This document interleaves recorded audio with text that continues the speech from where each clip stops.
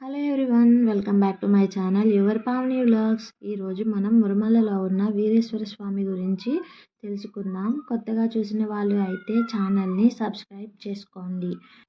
చండీశ్వరుడు మన శివాలయంలో చండీశ్వరుని చూసుకుంటాం కదా. అయితే ఆయన ఎవరు అనేది కొందరికి తెలియకపోవచ్చు. ఒకానొకప్పుడు చిదంబర క్షేత్రంలో యచ్చదత్తనుడు అనబడే బ్రాహ్మణుడు ఉండేవాడు. ఆయనకు విచార శర్మ అనబడే కొడుకు ఉండేవాడు. ఆ కొడుకు వేదం నేర్చుకున్నాడు. ఆయన వేదమును చక్కగా సుస్వరంతో చదివేవాడు. ఎప్పుడూ స్వరం తప్పేవాడు కాదు. గోవుదేవత అని నమ్మిన పిల్లవాడు ఒకరోజు ఆవులను కాసే ఒక ఆయన ఆవును కొడుతూ తీసుకువస్తున్నాడు. అది చూసిన ఆ పిల్లవాడి మనసు బాధపడి, నేనే రేపటి నుండి ఈ ఆవులను కాస్తాను, నీవు ఈ ఆవులను కొట్టవద్దు, తీసుకుని వెళ్ళవద్దు అని చెప్పాడు బ్రాహ్మణుడు. బ్రహ్మచారి వేదం చదువుకున్నవాడు. ఆవులను కాపాడితే మంచిదే కదా అని ఊళ్ళో ఉన్న వాళ్ళందరూ ఆవుల వెనకాల ఈ పిల్లవాడిని పంపించారు.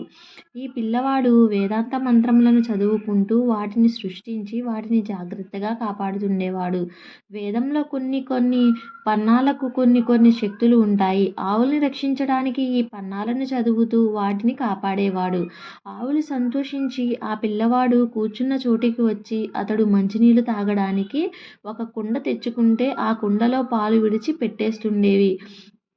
రోజు ఇచ్చే పాల కన్నా ఎక్కువ పాలను ఇంటి దగ్గరే ఇచ్చేవి. ఈ పిల్లవాడు ఆవులు ఎలాగూ పాలు విడిచిపెడుతున్నాయి కదా, వట్టినే కూర్చోవడం ఎందుకని ఈ ఆవులు విడిచిపెట్టి పాలతో శివాభిషేకము చేయదలిచాడు. రుద్రం చదవడం కన్నా గొప్పది మరొకటి లేదు. అందుకే లోకమునందు సన్యసించిన వారు కూడా రుద్రాధ్యాయం చదవాలని నియమం. రుద్రాధ్యాయం అంతటి గొప్పది. అది చదివితే పాపములను పటాపంచలు అయిపోతాయి. ఇటువంటి రుద్రం చదువుతూ ఇసుకతో శివలింగము కట్టి ఈ పాలను తీసి రుద్రాధ్యాయంతో అభిషేకం చేస్తూ ఉండేవాడు. ఒకరోజు నాటి నుంచి ఒక వెర్రివాడు వెళ్ళిపోతున్నాడు.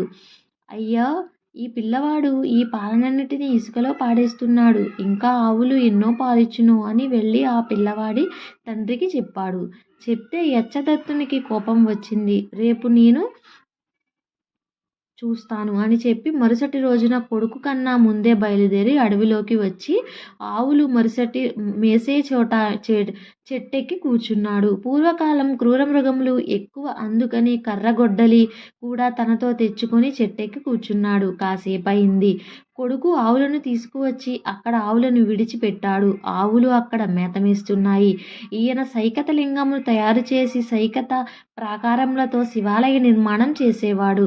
తరువాత చక్కగా ఈ ఆవులు తమంత తాముగా విడిచిపెట్టిన పాలతో రుద్రం చదువుతూ అభిషేకం చేసుకున్నాడు.